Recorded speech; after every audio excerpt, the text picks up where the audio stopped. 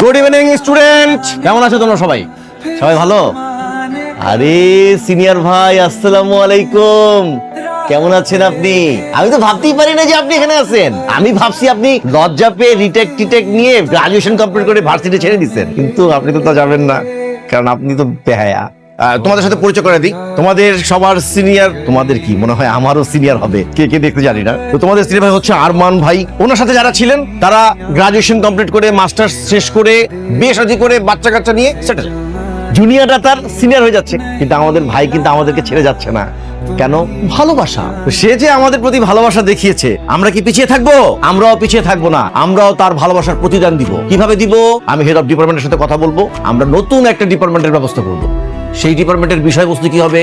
যে বিষয়ে আমাদের আরমান সাহেব পারদর্শী, যে সে কিসের উপর পারদর্শী, সেটা হচ্ছে গ্যাঞ্জাম, মারামারি, বদমাশি। এইটার আয়োজন করতে পারি, তাহলে আমি নির্ঘাত যে সে পাস করবে। কি হয়েছে, তোরা হাসতেছিস কেন? কিছু না, ফাজলামোর না একটা লিমিট থাকে, ঠিক আছে? তুমি ব্যাপারটা নিয়ে বেশি চিন্তা করো না মা। আসলে আমি বুঝতে পারতেছি তোমার উপর দিয়ে কি যাচ্ছে। We are really very sorry for that. আসলে এমন একটা ব্যাপার ঘটে গেল। তুমি নির্ভয়ে বলতে পারো মা, তোমার কি কাউকে সন্দেহ হয়? তুমি বলো আমাকে, আমি কঠিন শাস্তি দেবো। তুমি নির্ভয়ে বলো। আরমান, তোমার ঘরে মা বোন নেই, তুমি কি করে পারলে এরকম একটা কাজ করতে? স্যার, আপনি কোনো প্রুফ ছাড়া আমাকে চার্জ করতে পারেন না। রাখো তোমার প্রুফ। একটা মেয়ে আননেসেসারি তোমার সঙ্গে মিথ্যা কথা বলবে? স্যার, বলতে পারে মিথ্যা। আই ডোন্ট নো, আমি এতটুকু জানি আমি মিথ্যা বলছি।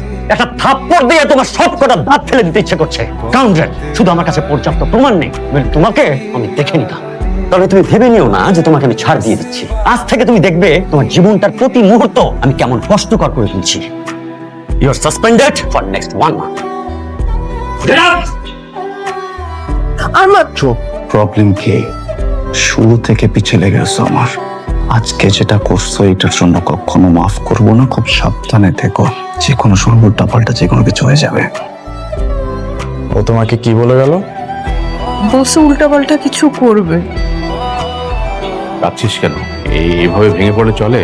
এখন সময় এসেছে ওকে একটা উচিত শিক্ষা দেওয়ার। আমার প্রবলেম সেটা না যে ওকে কি করতে হবে কি করতে হবে না। আমার অবাক লাগে একটা ছেলে এত নোংরা কিভাবে হইতে পারে, তারপর ওনাকে একটা স্টুডেন্ট।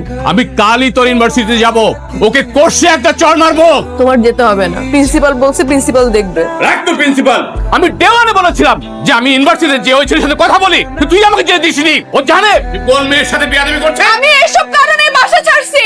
বাবা ভাইয়া সবাই মারামারি কাটাকাটি। যদি বলো তাহলে আমি এখনই বাসা থেকে চলে যাব। আমি এসব চাই না। জানিস মা, এমন এক ঘটনার জন্য আমি বাড়ি থেকে বেরিয়ে আসছিলাম। তোর বাবার সাথে আলাদা হয়ে আমি দূরে চলে আসি। আমার স্ত্রী মারা যায়, আমার কোনো সন্তান নেই। তুই তো আমার সন্তান, তুই আমার ভাইয়ের সন্তান না। কোনো বাবা কি মেনে নিতে পারে তার সন্তান সম্পর্কে এমন ঘটনা? তুই বল। আমি সরি চাচু, আমরা আর আরমানের বিষয় নিয়ে আর কোনো কথাবার্তা না বলি। ও ভুল করছে, ও একটা শাস্তি পাবে। ঠিক আছে মা।